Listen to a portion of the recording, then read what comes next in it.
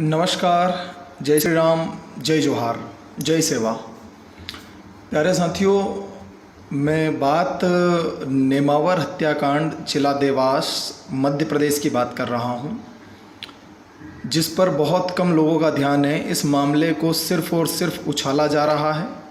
बहुत अच्छी तरीके से, बहुत सफाई से, बहुत बारीकी से इस पर राजनीति खेली जा रही है। शर्म की बात यह है कि यह मुद्दा मानवता का होना चाहिए था। यह मुद्दा एक एकता का होना चाहिए था, लेकिन इस मुद्दे को एक जाति विशेष बना दिया गया है और इस मुद्दे को सिर्फ आदिवासियों के हवाले छोड़ दिया गया है। मतलब ये है कि सभी समाज, सभी वर्ग, सभी पार्टियां, राजनीतिक जितने भी तत्व हैं, इन सबको इस मुद्दे पर एक साथ खड़े होकर हत्यारों के खिलाफ और जो एक परिवार जिसके साथ जघन्य अपराध हुआ है उनके साथ खड़ा होना चाहिए था, अपराधियों के खिलाफ होना चाहिए था। लेकिन आदिवासी भाई बहनों से मैं कहूँगा कि आप दम लगा दीजिए और अपने हिसाब से कीजिए। इसमें वो जो राजनीतिक लोग आपका एक मोरल बढ़ाने के लिए आ रहे हैं ना, बड़ी बड़ी दूसरे विपक्षी पार्टियों से लोग आ रहे हैं और नेमावर में डेरा डाल रहे हैं। कहाँ गए थे पहले? कहाँ थे जब 45 दिनों तक परिवार के 5 सदस्य जब लापता थे? तब कहाँ थे? तब तो इतना कोई हुजूम उमड़ा नहीं था। शर्म की बात है कि लोग पता नहीं किसी दबाव के कारण, किसी अपने व्यक्तिगत मत के कारण सामने नहीं आ रहे हैं। लेकिन कृपया करके देखो भाई, अपराध तो अपराध है। दिल्ली में कहीं रेप होता है, बॉम्बे में रेप होता है, बड़ी हस्ती के साथ रेप होता है, तो कितना मामला उछाल दिया जाता है। मतलब ऐसा कर दिया जाता है कि, और करना चाहिए, वो सही है, वहाँ बहुत सही है, आप कर रहे हो तो फिर यहाँ भी करो ना। नेमावर में 5 लोगों की हत्या, मैं उसी क्षेत्र से बिलोंग करता हूँ, मेरे ही ज़िले की घटना है, मेरी ही तहसील की घटना है, तो एक बड़ा दुख होता है। अब वहाँ पर जैसे कि मैं कहूँगा कि जो आदिवासी लोग हैं वो थोड़ा सा इस बात पर ध्यान दें कि आपके पास भी बहुत सारे विधायक हैं। मध्य प्रदेश में 230 विधानसभा सीटों में से 48 विधानसभा सीटें जो है आरक्षित है आदिवासियों के लिए। कुछ गिने चुने जिनके मैं नाम भी जानता हूं, जो बहुत अच्छे हैं, जिन्होंने समाज के लिए कार्य किया है, वही आगे हैं, बाकी कहाँ हैं? ये एक पॉलिटिकल पॉइंट है। दूसरा ये पॉइंट कहूँगा कि जैसे मैं हूँ, मैं अगर जैसे कि बांटा गया है जैसे जाति से अलग से, तो मैं अलग हूँ, लेकिन क्या मेरी मानवता मर गई है जो मैं आपके साथ ना बोलूँ?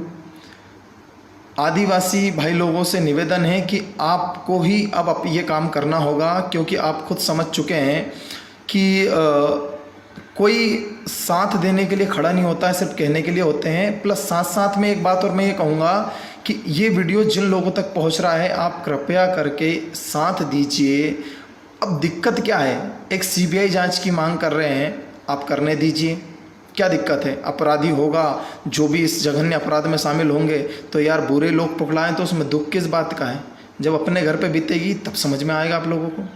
दूसरा, एक कंट्रोवर्सी देखने को आ रही है कि जैसे कि एक कोई आदिवासी जो लड़की है जिसका यूट्यूब चैनल है, मैं भूल गया हूँ, कोई मंडलोई है, उस पर एक बड़ा अजब खेल चल रहा है कि उसने ऐसा कहा कि तुम लोगों ने नेमावर या देवास जाकर क्या कर लिया, मेरे एक पोस्ट कर देने से क्या होगा? तो भाई साहब एक बात कहूँ मैं, आप उस तरफ ध्यान मत दीजिए।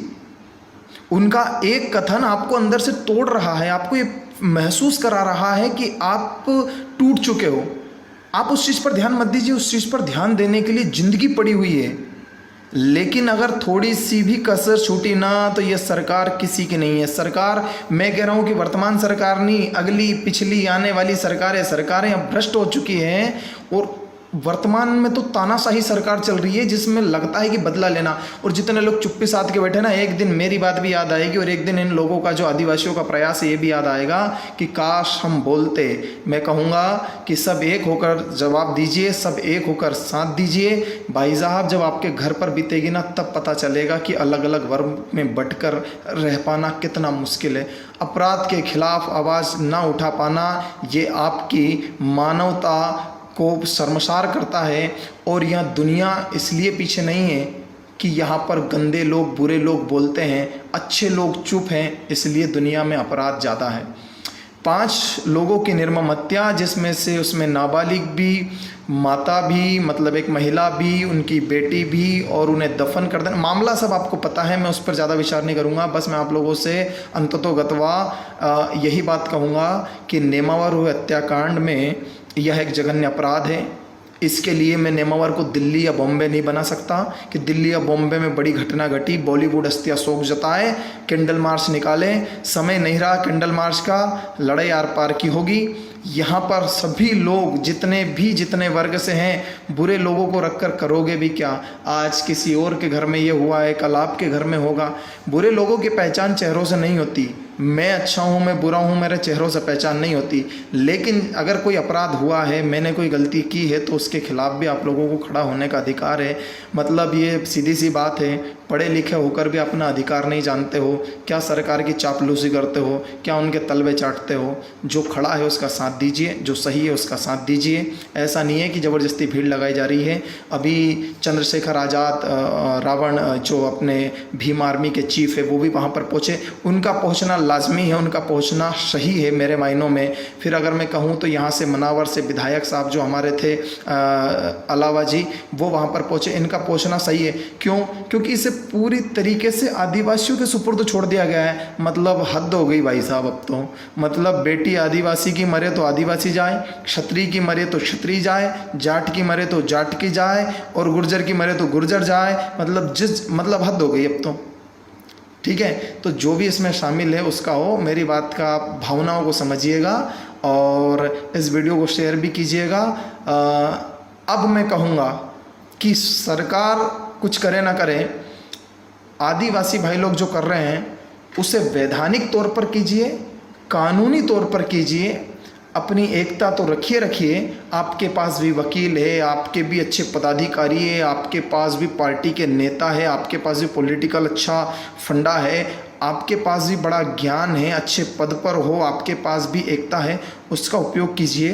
किसी भी गलत तरीके से आप उस केस को मत लीजिए।